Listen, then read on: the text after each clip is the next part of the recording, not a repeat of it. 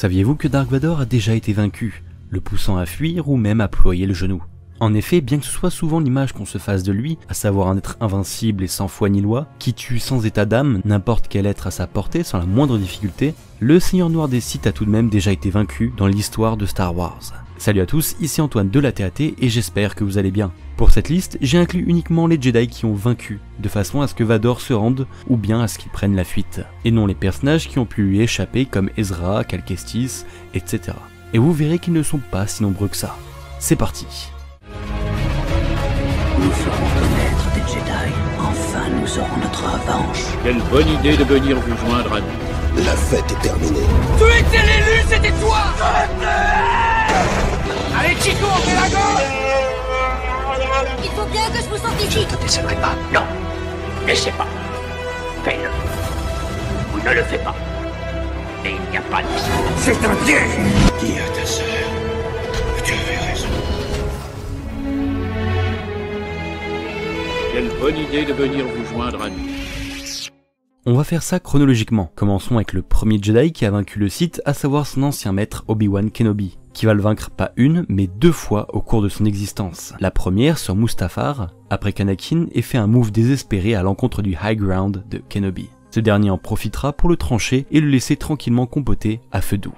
Vador sera récupéré par Sidious, reçoit son armure et retrouvera 10 ans plus tard Obi-Wan, dans un duel où cette fois-ci il prendra l'avantage. Mais Kenobi réussira à s'échapper. Ils se retrouveront peu de temps après sur une planète rocheuse, où cette fois-ci Vador se fait battre de nouveau à plat de couture, à base de rochers en plein dans le masque. Ce sera finalement encore près d'une décennie plus tard qu'ils se retrouveront finalement sur l'étoile noire, la tristement célèbre base spatiale de l'Empire. Et bien qu'ici Vador remporte le duel, c'est uniquement grâce au sacrifice du vieux maître Jedi. Donc est-ce qu'on peut vraiment appeler ça une victoire? Je vous laisse vous faire votre propre avis.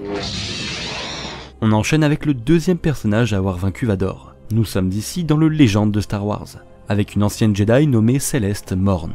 Celle-ci a passé plusieurs milliers d'années dans une capsule de survie, qui l'a maintenue en vie jusqu'ici. Vador la libère, mais cette dernière passe à l'offensive, immédiatement après qu'elle réalise qu'elle avait en face d'elle un Sith. Celui qui avait d'ailleurs causé la chute des Jedi. Céleste avait un talisman en sa possession au niveau du cou, nommé le talisman de Mur, qui appartenait à l'époque au seigneur Sith Carness Mur.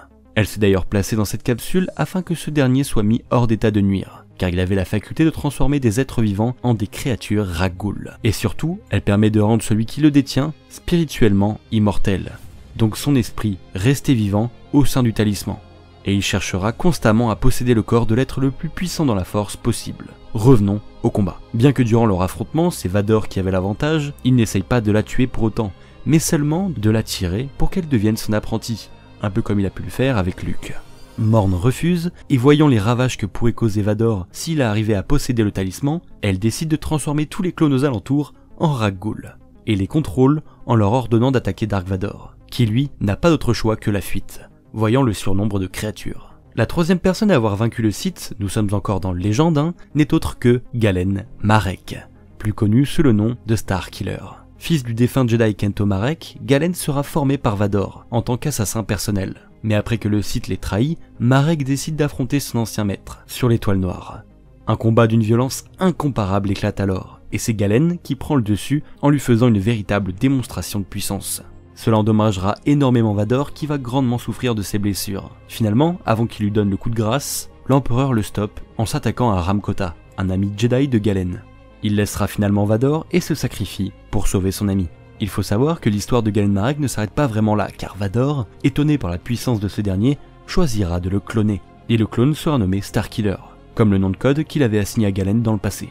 Mais comme son prédécesseur, Starkiller apprendra ses origines et affronte Vador de nouveau, sur Kamino cette fois, et le foudroie, dans tous les sens du terme, avec une immense décharge électrique, affaiblissant grandement le Sith, et qui le pousse carrément à ployer les genoux devant Starkiller. Ça, c'est très stylé et ça arrive pas souvent. Mais on comprend beaucoup mieux maintenant pourquoi il est devenu légende étant donné la puissance de Galen Marek. Je sais pas ce que vous en pensez vous, est-ce que vous êtes pour ou contre le retour de Starkiller dans le canon? Enchaînons maintenant avec un groupe de 8 Jedi qui après l'Ordre 66 se sont réfugiés sur Kessel. Ils ont tendu un piège à Dark Vador en lui faisant croire que Kenobi était avec eux. Vador n'y croyait pas mais décide tout de même d'y aller, parce que ça reste des Jedi. Alors que le Sith arrive à en tuer 5 très facilement, les 3 derniers Jedi parviennent à prendre le dessus en combinant leurs forces, et en lui envoyant d'innombrables roches et objets à son encontre, Décidément, c'est une méthode très souvent utilisée pour le vaincre, vous aurez remarqué. Des attaques si puissantes que cela affaiblira le Sith, qui finit à genoux. Et alors que les Jedi étaient sur le point de terminer ce qu'ils avaient commencé, Vador est sauvé au dernier moment par la 501e Légion clone qui élimine les 3 derniers Jedi. S'il n'avait pas été là, Vador aurait été vaincu à coup sûr.